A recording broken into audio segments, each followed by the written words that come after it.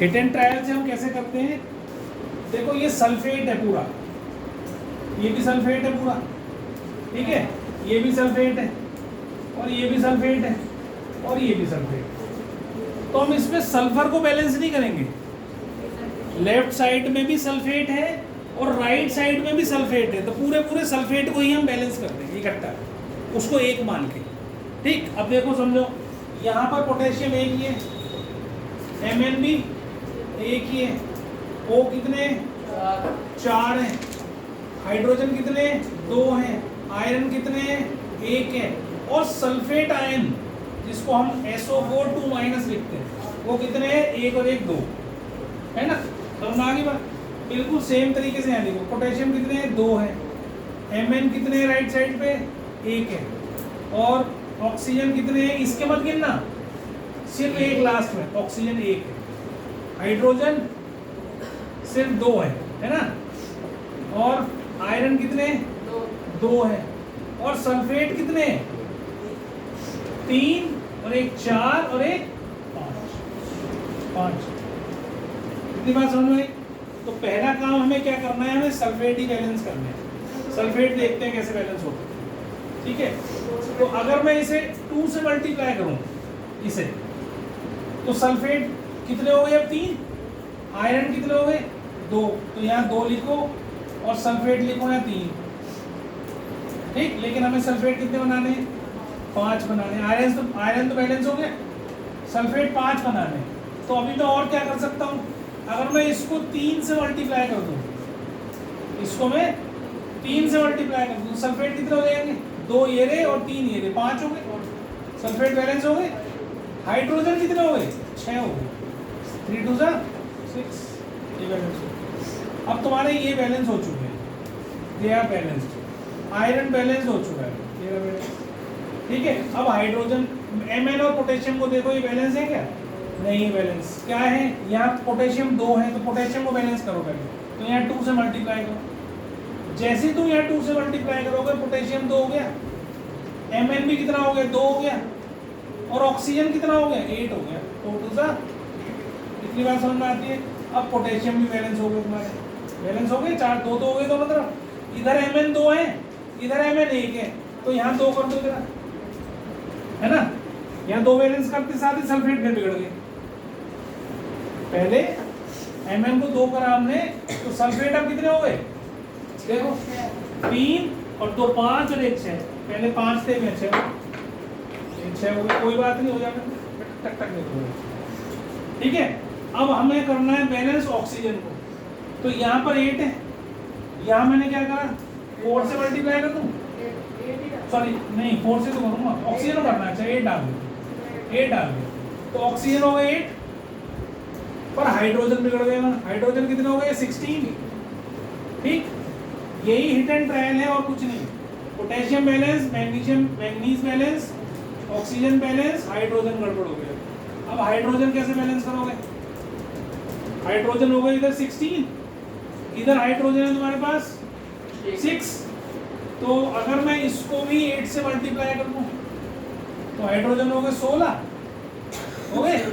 अब सल्फेट कितने हो गए 8 और 2 10, तो सल्फेट हो गए 10, फिर बिगड़ गया, ठीक है। अब क्या रह गया हमारा, सल्फेट गड़बड़ हो रहे हैं, तो सल्फेट इधर ज़्यादा हो गए, उधर सल्फेट कम है, तो सल्फेट उधर कैसे बढ़ाए जाए, Fe के आगे 1 मिनट पहले देख लो, तो 6 है ना वहाँ पे। अब सल्फेट बैलेंस करना है, वो सल्फेट को देखना पड़ेगा। कैसे करोगे सल्फेट बैलेंस, Fe के आगे 5 लगा देता हूँ, चलो तो 5 लगा देंगे, तो यहाँ लगा दूँ 5, तो 5 लगा दूंगा तो 15 17 18 हो जाएंगे फिर।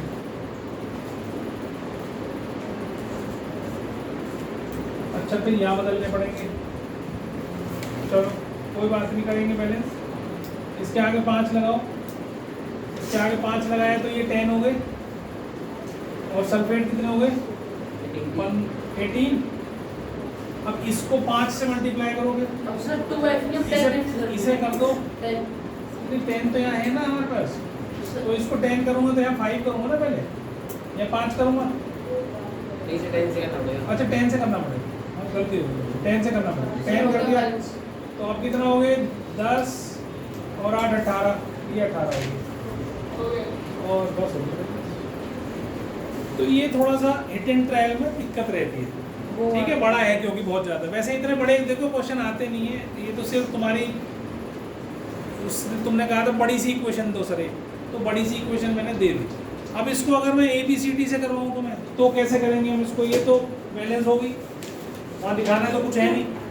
अब ABCD से करके देखते हैं बस, है ना, एक बार ध्यान से देखना कैसे करा हमने इसको, ABCD से भी इक्वेशन बना के कैसे हम इसको सॉल्व करते हैं ये और सीखेंगे, ठीक है। ये हटा, तो अब इसका नाम मैंने दे दिया A, इसका नाम B, इसका नाम C, इसके आगे इसको ले लेता हूँ X, Y और इसको ले लेता हूँ Z और इसको क्या ले लूँ ABCD ले लेता हूँ, और क्या था ये Z तो ले लिया ना, X Y Z D, चलो PQRS ले लेता हूँ, PQRS एक लाइन में रहेंगे तो अच्छा लगेगा, नाम कुछ भी ले सकते हो उससे कोई फर्क नहीं। अब यहाँ सल्फेट भी लेना, अब यहाँ पर पूरा सल्फर का ही लेना है, तो हमारे पास क्या है पोटेशियम, और फिर क्या है मैंगनीज, फिर क्या हमारे पास ऑक्सीजन, फिर क्या हमारे पास हाइड्रोजन, फिर क्या हमारे पास सल्फर, बस यही है, और भी रहेगा Fe रह गया, Fe और बस भाई पोटेशियम है, मैंगनीज है, ऑक्सीजन है, हाइड्रोजन है, सल्फर है और आयरन, ठीक है। अब पोटेशियम के आगे लिखा है Ka, तो ये A ले लिया मैंने, और पोटेशियम यहाँ पर है तो 2P, ठीक है, एक इक्वेशन तो ही बन गई। Mn के आगे क्या लिखा है A, और इधर Mn के आगे क्या लिखा है हमने R, तो A = R हो गया। अब ऑक्सीजन देखो यहाँ है 4A, ऑक्सीजन क्या है 4A, और ऑक्सीजन कहाँ है 4B + 4B, और ऑक्सीजन कहाँ है +4C = इधर ऑक्सीजन कितनी है 4P प्लस ये कितना हो गया 12Q, क्योंकि 4 3 से 12 है नहीं 12Q, और उधर ऑक्सीजन कितना हो गया 4R, और एक लास्ट में भी हो गया S, तो ये बहुत बड़ी सी इक्वेशन बन गई है। फिर हाइड्रोजन बनाओ, हाइड्रोजन कितने हो गए 2B, और हाइड्रोजन है नहीं, इधर क्या है हाइड्रोजन में 2S, बस ये भी काट दो, B = S हो। फिर S ले लो, सल्फर में क्या है B और यहाँ प्लस C, सल्फर और तो नहीं है ना, इधर सल्फर क्या है P और इधर सल्फर क्या है 3S 3Q हो गया, और इधर सल्फर क्या है +R, है ना, +R। फिर Fe देख लो, Fe के कितने हैं यार C, और इधर क्या है Fe का 2Q, बस ये बनी इक्वेशंस। अब आपके पास सबसे पहले P को 1 लो, P को 1 ले लिया, A कितना आ गया 2 आ गया, P को हम सपोज कर सकते हैं 1, तो P को ये A कितना आ गया 2 आ गया, और इसको यहाँ डाल दो, इससे R भी 2 आ गया, ठीक है। अब यहाँ आ जाते हैं BS है और इसमें लिखते हैं, तो 4 × 2 + 4B + 4C = 4P, 4 आगे P की जगह 1 डाल दिया, और 12Q + 4 2 8 + S, तो कितना बन गया, क्या क्या रिलेशन रह गया 4B + 4C, और इसको ले लो आप +8 = ये कितना मैंने क्या डाला था S डाला ना, तो ये 12 + 12Q + S, ठीक है। तो आप इसमें इसको माइनस भी कर सकते हो, 4B + 4C = 8, इसमें से माइनस करना 4 + 4 12Q + S, ये एक इक्वेशन बन के आ गई। तो C की वैल्यू 2 ही है बेटा, तो C 2 ही गिवन है ना, C एक मिनट C2 क्यों गिवन है, क्यों तो है नहीं ना हमारे पास कुछ भी, अच्छा डालेंगे वो भी बाद में डालेंगे, पहले ये देखने क्या क्या दे रखा है, BS दे रखा है, और B की वैल्यू हमने निकाली नहीं, C की वैल्यू हमने निकाली नहीं, यहाँ P की वैल्यू 1 है, और 3Q नहीं पता, और R2 पता है, तो यहाँ पर B + C = 3Q + 3 होगी। एक ये रिलेशन आ गया, एक ये रिलेशन आ गया, और एक ये रिलेशन आ गया। अब इन तीनों से आपको ऐसे डालनी है वैल्यू कि एक टर्म में आ जाएगी, मतलब एक अल्फाबेट में आ जाएगी, ऐसे निकालनी है। एक कोई कर लो। तो यहाँ पर है 4b 4c, तो आप 4 कॉमन लो b प्लस सी, और ये 4 प्लस 12q प्लस एस। अब b प्लस सी की वैल्यू ये रही है, q की टर्म्स में यहाँ डाल दो, तो क्या करोगे 4 into 3q plus 3, b plus C की वैल्यू उठाई और क्या डाल दी, यहाँ डाल दी, और ये आ गया 4 प्लस 12q प्लस एस। तो अभी भी s की वैल्यू हमारी, s में रिलेशन है कोई, s में कोई रिलेशन नहीं है, s रह गया। कहाँ है b इक्वल टू s है ना, नहीं अभी भी q और s में रहेगी नहीं, ये q और s में आई है। चलो कोई नहीं करते हैं, क्या आया ये, तो ये आया 12q प्लस 12 माइनस, अच्छा 12q तो कट ही गया, अच्छा हो गया, 4 प्लस 12q प्लस s, तो ये 12q से कट गया, ये इधर आ गया, तो s कितना आ गया, 8 आ गया। अब ये अच्छा हो गया, तो इससे b जो है हमारा 8 आ गया, b भी हमारा 8 आ गया, ठीक है। अब जो डालना था तुमने b और किसकी वैल्यू, s और b की वैल्यू किस में डाल सकता हूँ मैं, यहाँ डाल सकता है, यहाँ हो गया, और क्या रह गया हमारे पास, b की वैल्यू निकाल ली था हमने, और c की वैल्यू नहीं निकाली, और q की वैल्यू नहीं निकाली। चलो कोई बात नहीं, इसको इधर लाओ, तो ये हो जाएगा 5 plus C is equal to 3q, ठीक है, एक रिलेशन ये आ गया, और एक रिलेशन ये रहा, c की जगह 2q डाल दो यहाँ, 5 plus 2q is equal to 3q, तो ये इधर जाएगा तो q 5 आ जाएगा, है ना, और ये q आ गया तो 5, तो c भी आ गया, c हमारे पास 10 आ गया। अब हमारे पास कितनी चीज़ें आ गई, 1 2 3 4 5 और 6 और 7 पूरी आ गई, ठीक है। a वैल्यू कितनी है 2, और b की वैल्यू क्या आई थी 8, और c की वैल्यू कितनी आई हमारी 10, ये 10, और p की वैल्यू कितनी आई हमारी p 1, ये 1 रहेगा, और q की वैल्यू कितनी आई q 5, ठीक है, और r की वैल्यू कितनी आई थी 2, ठीक है, और s की वैल्यू कितनी आई 8, ठीक। ये हमारी बैलेंस होगी, यही थी ना बैलेंसिंग यही थी कि गलत थी, यही। अब डीकम्पोजिशन, अब पहले मैं तेरे को करा लेंगे मेरे हिसाब से, तू सुन ले बस सब चुपचाप बैठ के, जब तू जाएगा ना सारी करवा दूंगा। डीकम्पोजिशन रिएक्शंस जितनी भी होती है, डीकम्पोज होने का मतलब क्या होता है, किसी भी चीज़ को ब्रेक डाउन करना। जैसे कोई चीज़ आप देखते हो ज़मीन में पड़ी रहती है, थोड़े दिन बाद वो क्या होता है, उसका मिट्टी बन जाती है, तो हम क्या कहते हैं भाई डीकम्पोज हो गई, या हम कहते हैं भाई सड़ गई। सड़ना का मतलब क्या है, जो हिंदी में वर्ड सड़ना बोलते हो, सड़ना क्या होता है, रोटिंग।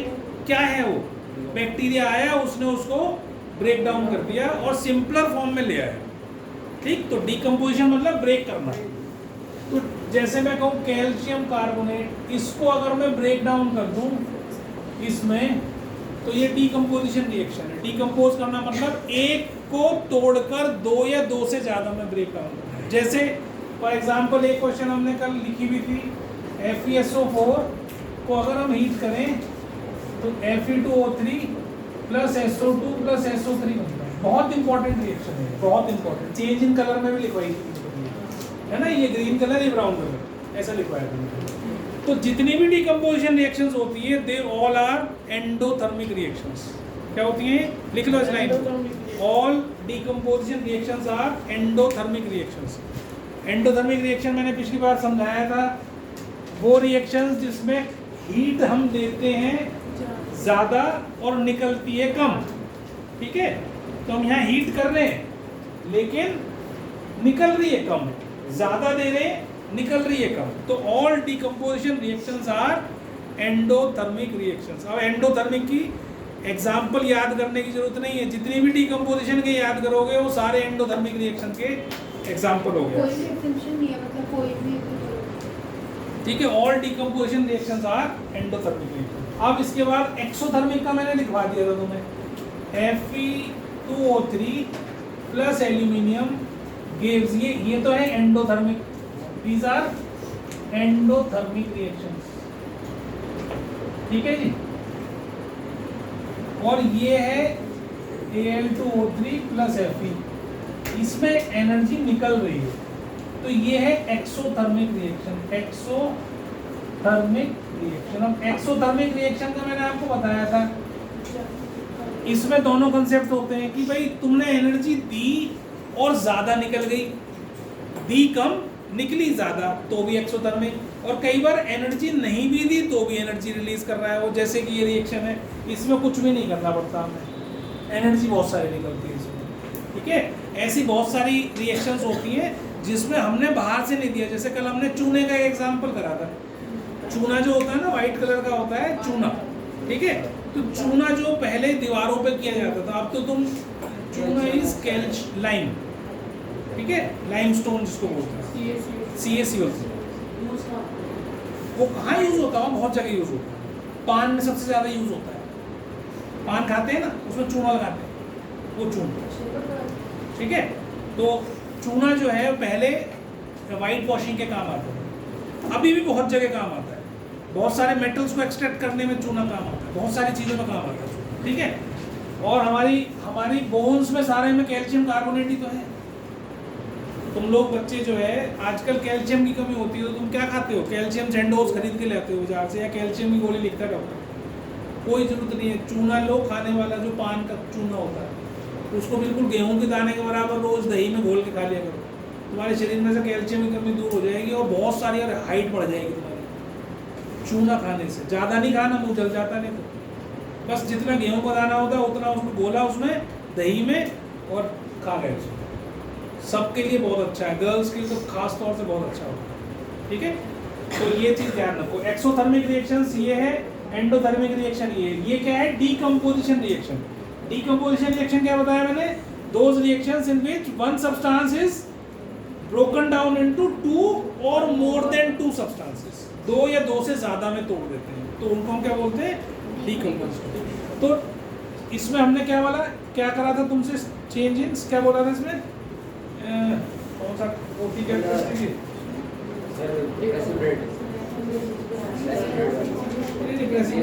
Change in temperature, change in temperature करवा दिया ना, चेंज इन कलर भी करवा दिया था भाई, ये टेम्परेचर ही तो है, चेंज इन टेम्परेचर के लिखवा दिया, ठीक है। अब इसके बाद आ जाता है चेंज इन स्टेट, ठीक है। चेंज इन स्टेट पांचवी कैरेक्टरिस्टिक है चेंज इन स्टेट। बेटा बात नहीं करो प्लीज, पांचवी कैरेक्टरिस्टिक है चेंज इन स्टेट। अब जब हम वैक्स को या कैंडल को जलाते हैं तो वैक्स कैसे होता है? सॉलिड होता है ना, लेकिन क्या हो जाता है? थोड़ी देर बाद गायब हो जाता है, तो वैक्स कहाँ चला गया? वेपर्स बन गए, ऊपर उड़ गया, कार्बन डाइऑक्साइड बन के ऊपर उड़ गया, ठीक है। तो सॉलिड से गैसियस फॉर्म में आ गया, तो चेंज इन स्टेट। तो ऐसी बहुत सारी रिएक्शन होती है जिसमें सॉलिड से लिक्विड या लिक्विड से गैस या सॉलिड से गैस बन जाती है, तो चेंज इन स्टेट हो जाता है, ठीक है। तो इसका एग्जांपल अभी मैं जब टाइप्स ऑफ रिएक्शंस कराऊंगा तो वहाँ बताता जाऊँगा, ठीक है। तो ये तो हमारी कैरेक्टरिस्टिक्स होगी 5। अब हम अगला शुरू कर रहे हैं टाइप्स ऑफ रिएक्शंस कौन कौन से। तो उस टाइप्स ऑफ रिएक्शंस में से एक डीकम्पोजिशन रिएक्शन मैंने आपको पहले ही बता दी, ठीक है। टाइप्स ऑफ रिएक्शन लिखो, टाइप्स ऑफ रिएक्शंस, उसमें सबसे पहले लिखो, यही लिख लो डीकम्पोजिशन रिएक्शन। नहीं, डीकम्पोजिशन में लिखवाई नहीं ना, टाइप्स ऑफ रिएक्शंस में पहली रिएक्शन लिख लो डीकम्पोजिशन रिएक्शन। तो इसकी डेफिनेशन भी लिखवा देता हूँ, उसको सुन लो। Decomposition reaction,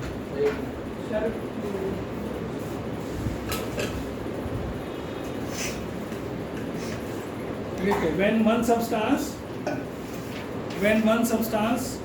is broken down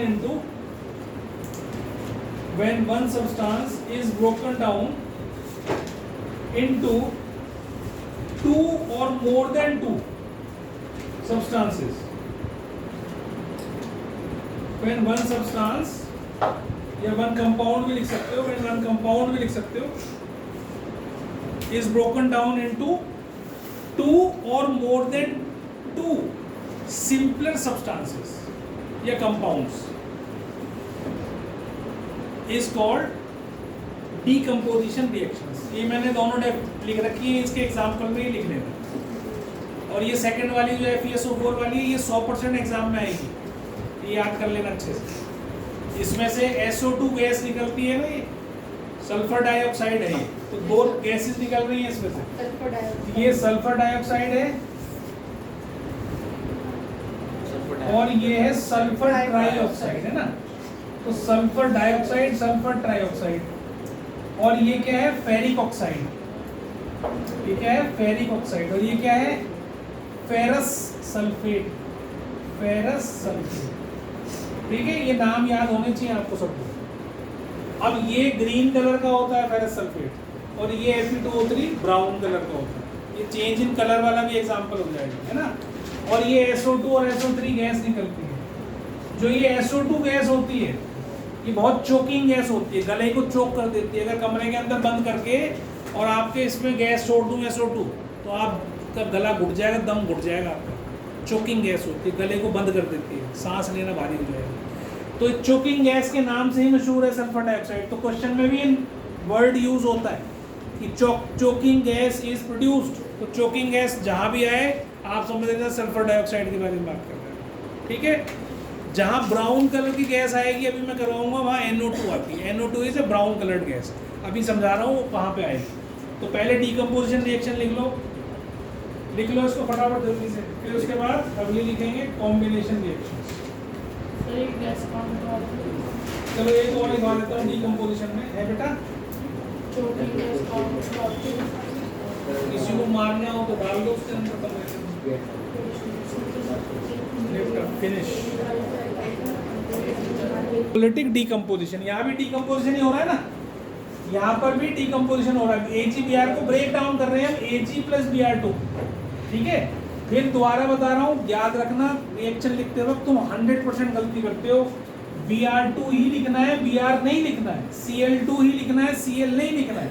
अब AgCl को भी अगर हम करेंगे सनलाइट की प्रेजेंस में, ठीक है, तो ये भी Ag + Cl2 ही बनेगा।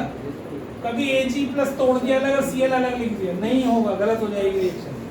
ठीक है, क्योंकि क्लोरीन और ब्रोमीन दोनों डायटोमिक हैं, दो एटम मिलकर ही आपस में मिलते हैं, बनते हैं। तो इनको बैलेंसिंग कर सकते हो कि भैया यहाँ 2 लिख लो, यहाँ 2 लिख लो, बैलेंस हो गया। तो बैलेंसिंग लिखनी ठीक है, लेकिन लिखना Cl2 ही है। ठीक है, इसको क्या बोलते हैं, फोटोलिटिक डीकम्पोजिशन। जो लाइट की हेल्प से डीकम्पोजिशन होती है उसको हम एक तो टेम्परेचर से करते हैं, हीट दे दी बाहर से तोड़ दिया। दूसरा किससे करते हैं, लाइट की हेल्प से करते हैं। समझ में आ गई बात।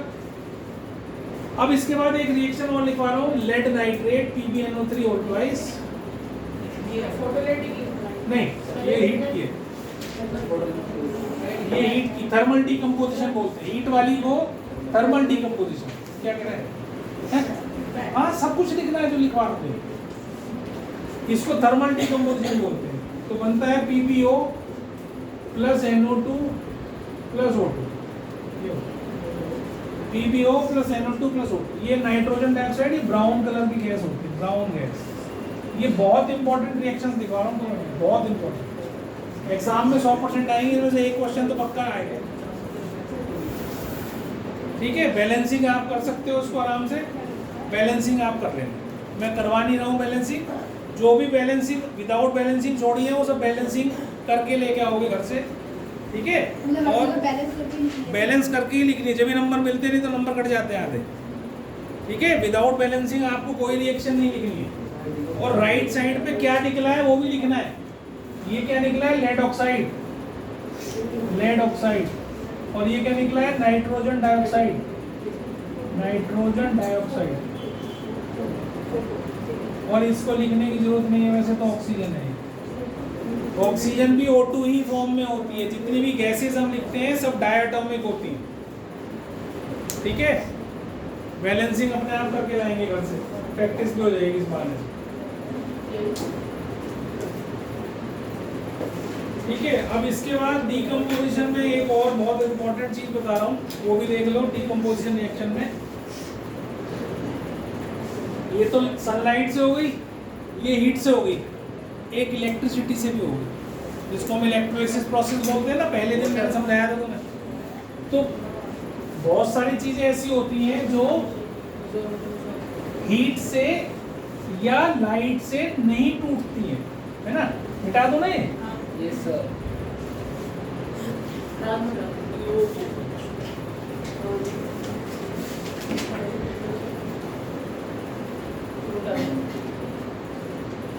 देख लिया, उतार उतार। कल याद करके जो है ये रिएक्शन जो लिखवा रहा हूँ, कल को एक रिएक्शन गलत, हाथ पे 10 डंडे, तो हाथों पे अच्छे से मालिश वालिश करके तेल की, ठीक है।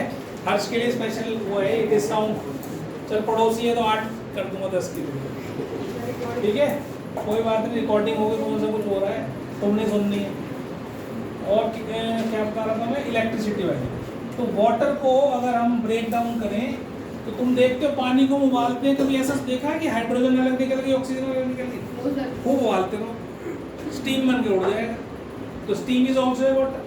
तो पर हम क्या चाह रहे हैं, इसको ब्रेक डाउन करना है। किससे बना हुआ है ये? हाइड्रोजन ऑक्सीजन से बना हुआ है। तो हम क्या करते हैं, इसको इलेक्ट्रिसिटी की हेल्प से, इलेक्ट्रोलिसिस प्रोसेस से इसको हम इलेक्ट्रोलिसिस कर देते हैं इसका, और इसको हम हाइड्रोजन प्लस ऑक्सीजन की फॉर्म में ब्रेक डाउन कर देते हैं, ठीक है। अब एक बात समझना अच्छे से, बहुत ही अच्छे से, इसको बैलेंस करते हैं पहले, फिर और अच्छे से समझ में आएगी। ट्वाइस इलेक्ट्रिसिटी की बैलेंस में होगा ये। हाँ, इलेक्ट्रिसिटी की बैलेंस में होगा, ठीक है। नॉर्मल वाटर की इलेक्ट्रोलिसिस तो नहीं होता है, डिस्टिल्ड वाटर ही होगा ना। हाँ, डिस्ट्रीब्यूट, ठीक है। नॉर्मल वाटर भी हो जाएगा, सॉल्ट नीचे रह जाएगा, उससे कोई फर्क नहीं पड़ता, पर करते डिस्टिल्ड वाटर ही, ठीक है। उसमें फिर दिक्कत आती होगी, उसमें जरूर इंटरफेरेंस तो होगा ही, जब सॉल्ट होंगे तो वो और दिक्कत करेंगे, इधर उधर भागेंगे। तो डिस्टिल्ड वाटर को ही करना है। पर इसके अंदर अब आप कैसे करोगे समझना बेटा, इधर ध्यान देना। इलेक्ट्रिसिटी करा आपने, ठीक है, इलेक्ट्रिसिटी वाला ये सिस्टम आपको मैंने समझाया था पहले भी। यहाँ एक स्विच लगा दिया, ये प्लस ये माइनस, ये प्लस ये माइनस, ठीक है, ठीक। अब जैसे ही तुम इलेक्ट्रिसिटी पास करोगे, अगर डिस्टिल्ड वाटर है इसके अंदर तो कुछ भी नहीं होगा, क्योंकि distilled water is a bad conductor of electricity. तो इसके अंदर हमें क्या डालना पड़ेगा, थोड़ा सा एसिड डालना पड़ेगा, फ्यू ड्रॉप्स ऑफ एसिड्स डाल दें, कोई भी डाल दो, सल्फ्यूरिक एसिड डाल दो, HCl डाल दो, कोई सब डाल दो। तो उससे क्या होगा, ये अच्छा इलेक्ट्रोलाइट बन जाएगा। जैसे एसिड्स जो होते हैं ना, वो ब्रेक डाउन हो जाते हैं आयंस में। जैसे हाइड्रोजन सल्फेट है या सल्फ्यूरिक एसिड है, वो हाइड्रोजन और सल्फेट आयन में अलग अलग ब्रेक डाउन हो जाते हैं। तो जब आयंस आ जाते हैं उसके अंदर, तो क्या होता है, फिर उसमें से इलेक्ट्रिसिटी आराम से पास हो जाती है। जैसे मैंने तुम्हें समझाया था, जो टैप वाटर होता है उसमें अगर हम करंट छोड़ दें तो आपको झटका लगेगा बहुत जोर के। लेकिन अगर हम डिस्टिल्ड वाटर ले लें, उसमें करंट छोड़ दें, आप हाथ डाल दो, कुछ नहीं होगा, ठीक है। डिस्टिल्ड वाटर में इलेक्ट्रिसिटी पास नहीं होती। तो इसलिए नहीं होती क्योंकि उसमें आयंस नहीं होते। तो आयंस नहीं होंगे तो वो मूव नहीं कर सकते। चार्जेस, इलेक्ट्रिसिटी क्या है, मूवमेंट ऑफ चार्जेस, तो वो मूव नहीं करेंगे, है ना। तो हमने इसके अंदर थोड़ा सा एसिड डाल दिया, अब हमने इसमें इलेक्ट्रिसिटी पास कर दी। ये स्विच बनाने का सिंबल है, स्विच का सिंबल है। इसमें बीच में से ब्लैक डॉट हटा दूं मैं तो ऑफ है ये, मतलब इसमें करंट पास नहीं हो रहा है। लेकिन अगर मैं इसमें लगा दूं तो इसका मतलब इसके अंदर करंट पास हो रहा है, स्विच ऑन है, ये चल रही है। जैसे हमारी लाइट जल रही है, पंखा चल रहा है, स्विच ऑन कर, ठीक है। तो ये प्लस का साइन है तो ये एनोड होगा, और ये क्या है, कैथोड होगा। बताया था मैंने, नेगेटिव चार्ज को, इलेक्ट्रोड को हम क्या बोलते हैं, कैथोड बोलते हैं। अब आयन जो वो है ऑक्सीजन है, वो क्या होगा, जब इसमें ब्रेक डाउन करूंगा तो ये तो -2 की फॉर्म में आएगी, तो नेगेटिव वाली कहाँ जाएगी, यहाँ जाएगी, इस पे जाएगी। ये तो यहाँ तो इकट्ठी हो जाएगी ऑक्सीजन, और यहाँ इकट्ठी हो जाएगी हाइड्रोजन, क्योंकि हाइड्रोजन पॉजिटिवली चार्ज देंगे, है ना। ये हो गया हाइड्रोजन, ठीक। इतनी बात समझ में आ गई। और एक क्वेश्चन इसके अंदर बहुत ही इंपॉर्टेंट आता है, जो कि एग्जाम में 100% आता ही आता है। बहुत तुम्हारे एग्जाम में एक बार तो जरूर मिल जाएगा, तुम्हें जितने भी एग्जाम दोगे, और हो सकता है बोर्ड में भी आ जाए। क्या आता है कि भाई हाइड्रोजन जो है ना, अब ये ऐसे इकट्ठे होती है, ये तो है नहीं इलेक्ट्रोड में इकट्ठे हो जाए, गैस है तो उड़ जाएगी। तो यहाँ पर हम इसको कलेक्ट करने के लिए एक टेस्ट ट्यूब समझ लो, टेस्ट ट्यूब ले लेते हैं, ठीक। अब टेस्ट ट्यूब में जितनी ज़्यादा गैस होगी उसमें उतना ही इलेक्ट्रोलाइट कम होगा, गैस ज़्यादा होगी, ऊपर स्पेस ज़्यादा होगी, और जिसमें गैस कम होगी उसमें इलेक्ट्रोलाइट ज़्यादा। तो ये वाला पार्ट जो है ये, इसमें पानी या कह लो इलेक्ट्रोलाइट कम है और गैस ज़्यादा है, ठीक है, इसको बराबर ही बना दूँ मैं तो। और इसमें क्या है, इसमें इलेक्ट्रोलाइट ज़्यादा, गैस कम। तो हाइड्रोजन जो है वो ऑक्सीजन के मुकाबले 2 गुनी 2 टाइम्स बनती है। हाइड्रोजन ज़्यादा रिलीज होती है इन कंपैरिजन टू ऑक्सीजन। क्यों होती है? क्योंकि वाटर का फॉर्मूला क्या होता है, H2O, उसमें पहले से ही 2 हाइड्रोजन के एटम हैं और 1 ऑक्सीजन का एटम है। जब 2 हाइड्रोजन के एटम है तो इसका मतलब गैस भी ज़्यादा, डबल ही रिलीज होगी। समझ में आई बात है? तो hydrogen is double in volume than oxygen. ये ऑक्सीजन है, ये हाइड्रोजन है। हाइड्रोजन किस पे आ रही है? कैथोड पे आ रही है। ऑक्सीजन किस पे आ रही है? एनोड पे आ रही है। तो यहाँ पर कम गैस बनती है, यहाँ ज़्यादा गैस बनती है। ये क्वेश्चन श्योर शॉर्ट एग्जाम में आता है। तो आपको सिर्फ यही लिखना है, क्योंकि वाटर मॉलिक्यूल के अंदर, या ऐसे भी कह सकते हो जब इसको हम ब्रेक डाउन करते हैं तो 2:1 के रेशो में ब्रेक डाउन होती है। 2 हाइड्रोजन के मॉलिक्यूल रिलीज होते हैं और 1 ऑक्सीजन का रिलीज होता है जब इसको हम ब्रेक कर रहे हैं। तो 2:1 का मतलब है 2 गुनी ज़्यादा हो रही है रिलीज ऑक्सीजन के मुकाबले, 2:1। समझ में आ गई बात? ये सबको आई समझ में? नहीं, ये आएगा एग्जाम में क्वेश्चन, लिखवा रहा हूँ उस क्वेश्चन में। ये वॉल्यूम की होगा कि volume of hydrogen to oxygen. हाँ, volume of oxygen is double, नहीं सॉरी, इज हाँ, volume of hydrogen is double the volume of oxygen release. ठीक है,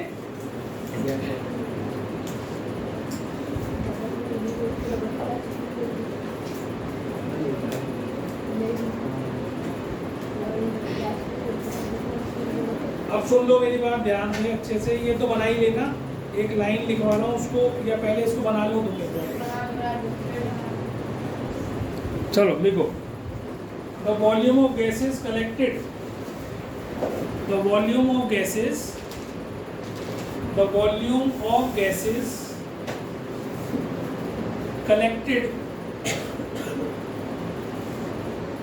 in 2 test tubes, in 2 test tubes is not the same, is not the same। देखो, the volume of gas collected on negative electrode, या cathode लिख लो सीधा, the volume of gas collected on cathode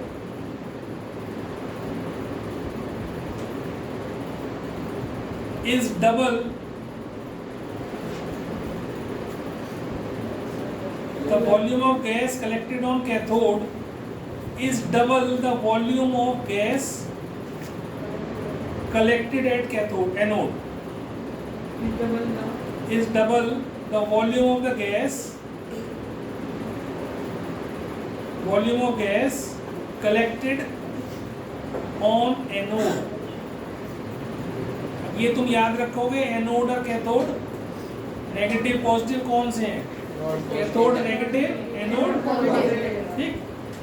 अब ऐसा क्यों होता है, इसका रीजन दे रहा हूँ, इसी का रीजन दे रहा हूँ। भाई एक जगह गैस डबल क्यों बन रही है, दूसरी जगह क्यों? देखो देखो, since the electrolysis of water,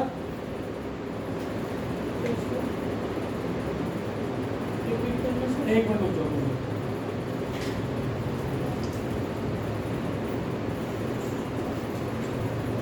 because देखो इसका रीजन लिख लो भाई क्यों ऐसा हो रहा है। द मॉलिक्यूल ऑफ वाटर, वो छोड़ काट, जो लास्ट तक मैंने लिखवाया था एनोड तक वहीं रखना, बाकी लाइन काट। देखो, since the formula of water contains, since the formula of water contains 2 atoms of hydrogen and 1 atom of oxygen. Since the formula of water contains 2 atoms of hydrogen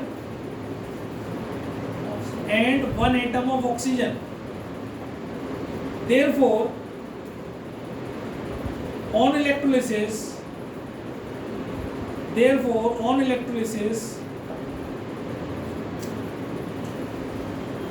hydrogen gas is released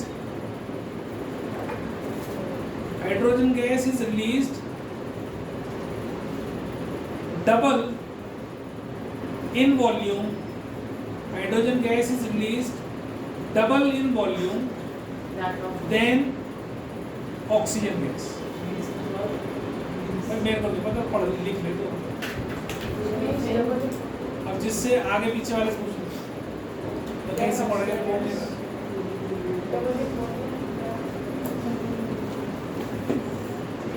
लिख लिया? पक्का? लड़के तेज है लिखने में। हर्ष का तो हुआ नहीं, तो इधर उधर लिख रहा है। हर्ष श्लोक का हो गया, लिख लिया? और किसका एक दिन का हो गया? चलो, अब ये तो हो गई जी आपकी डीकम्पोजिशन रिएक्शन, मैंने हर तरह की करा दी आपको, ठीक है। तो एक जो है डीकम्पोजिशन रिएक्शन आपके शरीर में चलती है, उसको क्या बोलते हैं? डाइजेशन। जो डाइजेशन होता है that is also decomposition reaction. अब तुम उसमें खाना खाते हो तो वो खाना क्या होता है? टूट जाता है, ब्रेक डाउन हो जाता है, और ब्रेक डाउन होकर किस फॉर्म में आ जाता है? सिंपलर फॉर्म में आ जाता है। क्योंकि हमारे ब्लड के अंदर खाना कैसे पहुंचेगा? रोटी थोड़ी पहुंचेगी कि आज रोटी खाई मक्का की रोटी, तो मक्का की रोटी घूम रही है उसमें घूम ग्लूकोज की फॉर्म में होती है। तो खाना जब हम खाते हैं तो कॉम्प्लेक्स शुगर होती है।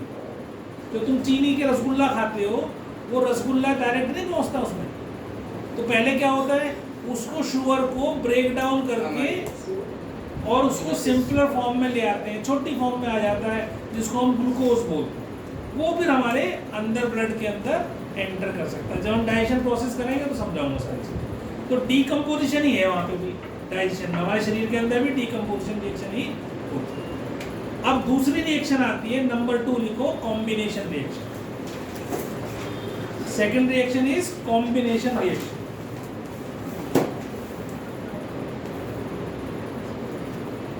देखो दोज रिएक्शंस, कॉम्बिनेशन रिएक्शंस का डेफिनेशन लिख दिया। Those reactions in which two or more substances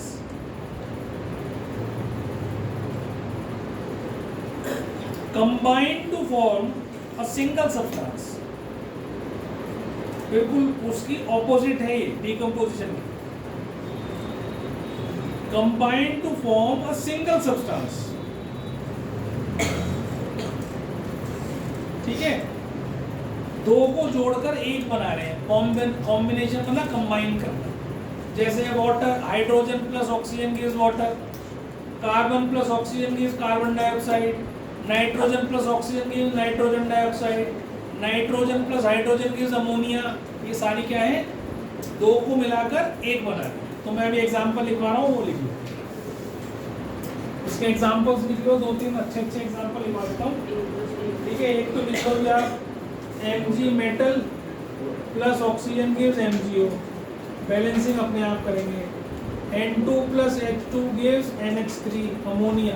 this is ammonia. अब ध्यान रखना, अमोनियम नहीं लिखना है, NH4 नहीं लिखना है, ये गलत हो जाएगा। क्या लिखना है? अमोनिया, ठीक है। अमोनियम नहीं लिखना है, NH4 होता है, वो भी प्लस आयन के साथ होता है, आयन होता है ammonium. Ammonia is a gas, ठीक है। स्मेल नहीं कर सकते, इतनी पंजेंट स्मेल होती है इसकी। अगर तुम नाक से लगा कर सूंघ लोगे तो कई दिन गले में दिक्कत होगी, नाक में भी दिक्कत हो जाएगी, ठीक है। और फिर इसके बाद और हम क्या लिख सकते हैं, कोई भी ये अच्छे एग्जाम्पल है Ca+H2O। ठीक है, कैल्शियम को पानी में डालो तो बनेगा कैल्शियम हाइड्रोक्साइड, कैल्शियम हाइड्रोक्साइड। ठीक है जी, ये आप कर सकते हैं। इसके अलावा सॉरी ये गलत कर दिया, CaO डालना है। ठीक है, Ca नहीं CaO+H2। फिर आता है आपके पास अमोनिया का बता दिया, सल्फर डाइऑक्साइड का बता दिया। चलो ये भी लिख सकते हो C+O2 gives CO2। ठीक है, और बस यही ठीक है, इतना ही लिख लो बहुत है। बाकी तो तुम बहुत सारी अभी करते जाओगे तो तुम्हें वहाँ पे पता भी चलती जाएंगी। Na+Cl2 gives NaCl, ये सोडियम क्लोराइड बना देते। तो ये सारी कॉम्बिनेशन रिएक्शन है, आप देखोगे दो को मिलाकर हम एक बनाते जा रहे हैं, तो ये कॉम्बिनेशन रिएक्शन। ठीक है, अब थर्ड वाली हमारे पास आ जाती है कौन सी, सबसे ज्यादा इंपॉर्टेंट डीकंपोजिशन ही होती है, उसमें से आती है। अब आती है डिस्प्लेसमेंट रिएक्शंस। तो डिस्प्लेसमेंट रिएक्शन के बारे में बेटा इधर ध्यान, क्या हो गया टाइम, शायद 5 चलो 6 हो गया, कोई नहीं, वो 5 मिनट पीछे।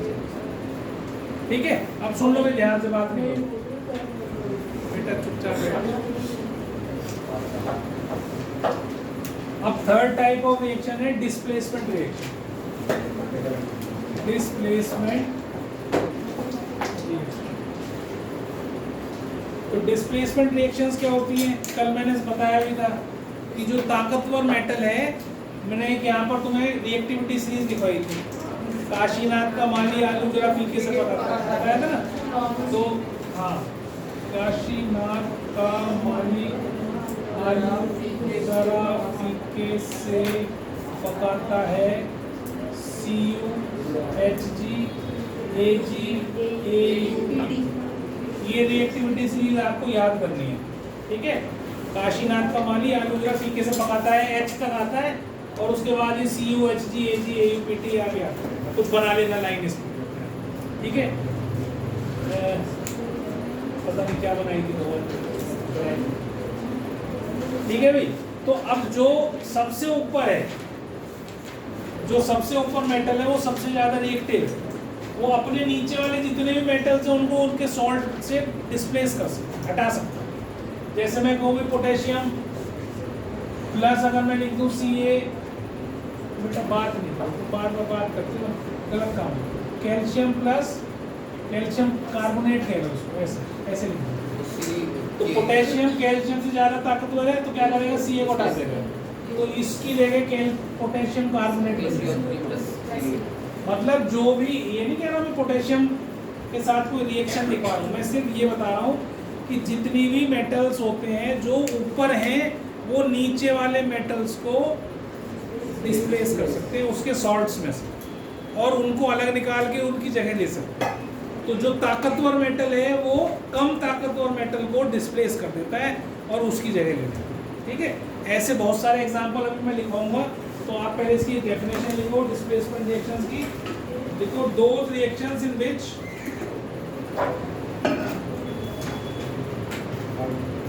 those reactions in which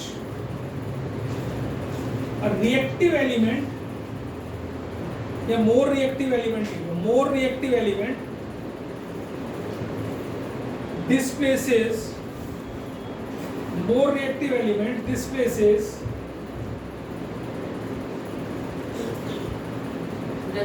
less reactive elements from the compound, displaces a less reactive element from its compound। ठीक है, तो अब देखो इसके कुछ एग्जाम्पल लिखवा रहा हूँ जो एग्जाम में आते भी हैं, और उसको उन चीज़ों को समझना भी कि भाई और भी किस किस तरीके के क्वेश्चन इससे डिस्प्लेसमेंट रिएक्शन के आ सकते हैं। एक तो ये है कि आप कैल्शियम कॉपर सल्फेट को आयरन के साथ डाल दो, तो आयरन ऊपर है, कॉपर नीचे है, तो आयरन इसको हटा सकता है, आराम से। तो क्या बनेगा FeSO4 प्लस कॉपर सल्फेट जो होता है ना, उसका नाम एक और होता है, उसको कहते हैं ब्लू विट्रियोल। क्या बोलते हैं? Blue vitriol. ठीक है। और हिंदी में इसको बोलते हैं नीला थोथा, हिंदी वर्ड है। ठीक है, नीला थोथा, नीला मतलब ब्लू कलर का होता है। तो मैं याद कर रखना है, copper sulphate is blue in colour और इट इज वेरी पॉइजनस। हम इसको कंज्यूम करेंगे तो मर जाएंगे, कॉपर सल्फेट। ठीक है। अब इसका एक यूज और बता रहा हूँ, वो तुम्हारे कोर्स में भी इसलिए बता रहा हूँ। कॉपर सल्फेट इथाइल अल्कोहल शराब के अंदर मिलाया जाता है। जो शराब, जो इथाइल अल्कोहल जिन कंपनीज में पेंट और वार्निशेस बनती हैं, वहाँ पर इथाइल अल्कोहल का यूज होता है। पेंट बनते हैं ना, तो वहाँ पर शराब का यूज होता है। तो उसका मिसयूज ना हो, वर्कर्स उसको पिए ना, तो उसकी जगह हम क्या करते हैं, उसको कॉपर सल्फेट डाल देते हैं। कॉपर सल्फेट डालने से जहरीला हो जाता है। अब अगर कोई उनको वर्कर को बता देते हैं जहरीला पी मत, जो मर जाएगा नहीं, तो वो नहीं पीता है। उनका काम भी हो गया और उनका काम भी हो गया। ऐसा क्यों होता है? क्योंकि जो कंपनीज को शराब प्रोवाइड कराई जाती है मिली हुई कॉपर सल्फेट तक मिली हुई, उसके ऊपर बहुत कम टैक्स होता है। गवर्नमेंट उसके ऊपर बहुत कम टैक्स लेती है इन कंपैरिजन टू जो बॉटल हम शराब की पीने के लिए खरीद कर लाते हैं। तो किसी भी रेट में बेचते हैं। कॉस्ट 10 रुपये 20 रुपये बनाने की, और उसको अलग लेवल में पैक करके तरह तरह की डिजाइनदार जो बॉटल्स है उसमें पैक करके उसको हजारों रुपए की बिकती है। तो ठीक है। दोनों अल्कोहल में फर्क क्या है? कौन सा दोनों? तो सेम है। उसे पिएगा उसे भी नशा होगा, उसे पिएगा उससे भी नाली में गिरेगा, उससे भी नाली में गिरेगा। तो सबसे गिरेगा। नहीं गिरते तो बता किससे नहीं गिरते? आप सुन लो, हैं? कौवे से नहीं गिरते, मैं बता कौवे से गिरते। अब सुनना मेरी बात ध्यान से। जिस भी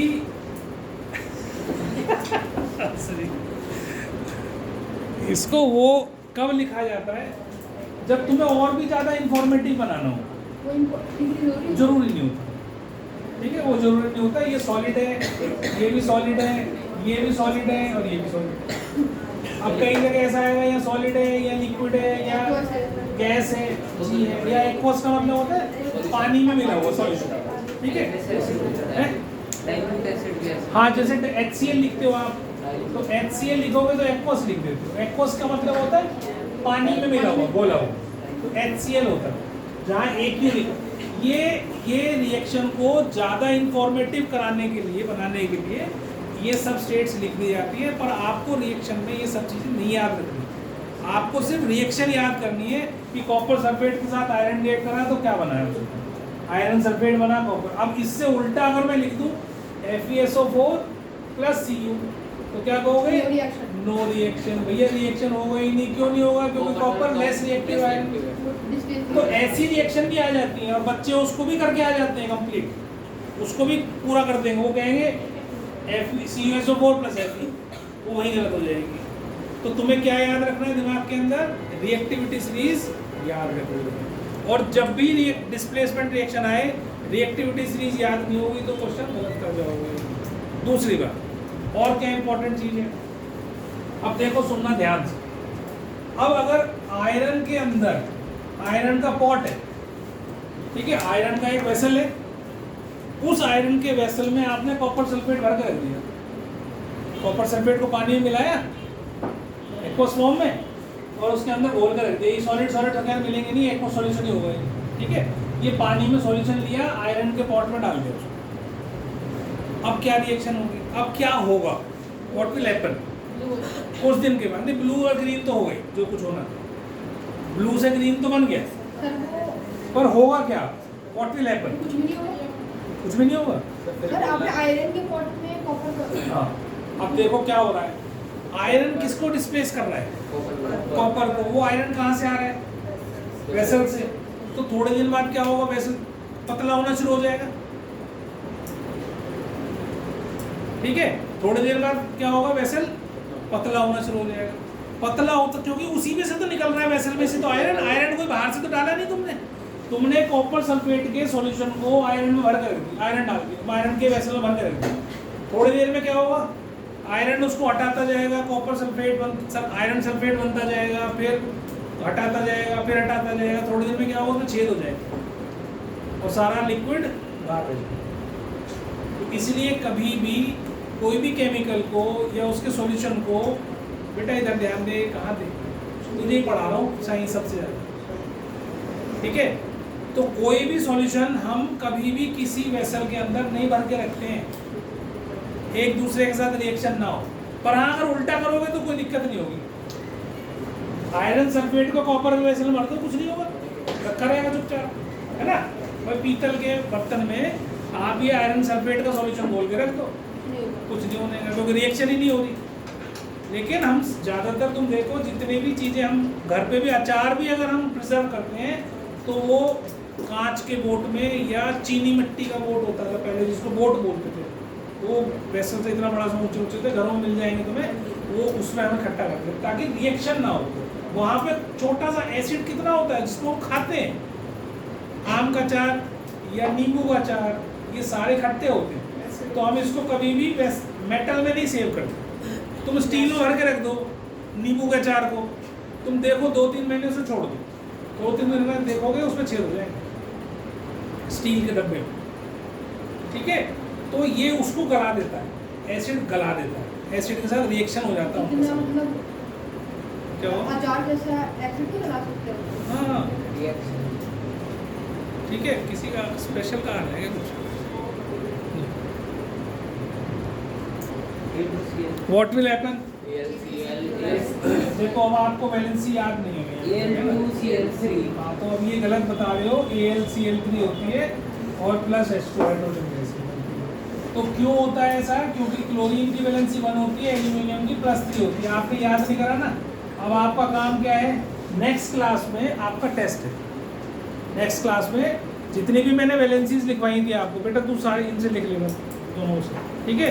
जितनी भी मैंने वैलेंसी लिखवाई थी उसका रिटन टेस्ट है तुम्हारा, तैयार करके आना, ठीक है। 15 मिनट इसी का टेस्ट लूँगा और लिखवाऊंगा, एक दूसरे की चीटिंग नहीं करने दूंगा। तो वैलेंसी ही लिखवाओगे। वैलेंसी केवल भाई, कॉपर की कितनी वैलेंसी है, आयरन की क्या वैलेंसी है, एल्यूमिनियम की क्या वैलेंसी है, सिल्वर की क्या वैलेंसी है, सल्फेट की क्या वैलेंसी है, नाइट्रेट की क्या वैलेंसी है, कार्बोनेट की क्या वैलेंसी, सबको करना है। अभी लिख लेना बच्चों से किसी से, ठीक है। अभी नहीं ले रहा कुछ भी, ठीक है। नेक्स्ट क्लास में याद करके आना, बिना याद करे मत आना, ठीक है भाई। तो अब देखो इधर ध्यान दो बेटा, एक मिनट। तो ये एल्यूमिनियम, बेटा सुन लो, एल्यूमिनियम जो है वो ज़्यादा रिएक्टिव है हाइड्रोजन से। एल्यूमिनियम क्या है, हाइड्रोजन से ज़्यादा रिएक्टिव है, इसलिए इसने उसको डिस्प्लेस कर दिया, हाइड्रोजन बाहर निकाला। और ऐसे ही अगर मैं मैग्नीशियम के साथ सल्फ्यूरिक एसिड डाल दूँ H2SO4, डाइल्यूट फॉर्म में ही होता है, अभी बताऊंगा इसको भी डाइल्यूट क्यों लेते हैं।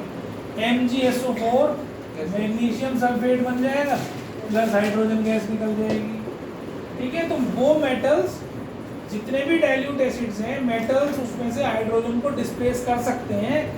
शर्त क्या है, what is the condition, they should be more reactive than hydrogen. अगर मैं अब इसके नीचे Hg लिख दूँ, Hg प्लस HCl, तो कुछ भी रिएक्शन नहीं होगा। क्यों, क्योंकि जो मर्करी है वो लेस रिएक्टिव है, तो वो उसको डिस्प्लेस नहीं कर पाएगी, हाइड्रोजन गैस रिलीज नहीं होगी। तो आपको इसीलिए रिएक्टिविटी सीरीज बहुत जगह काम आएगी।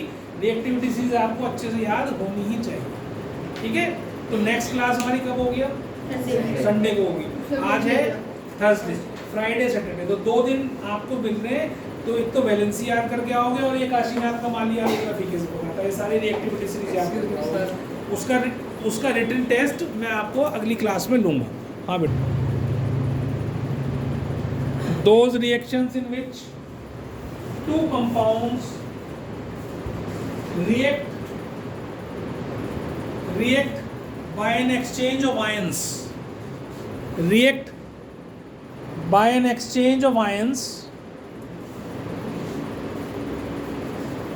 to form 2 new compounds.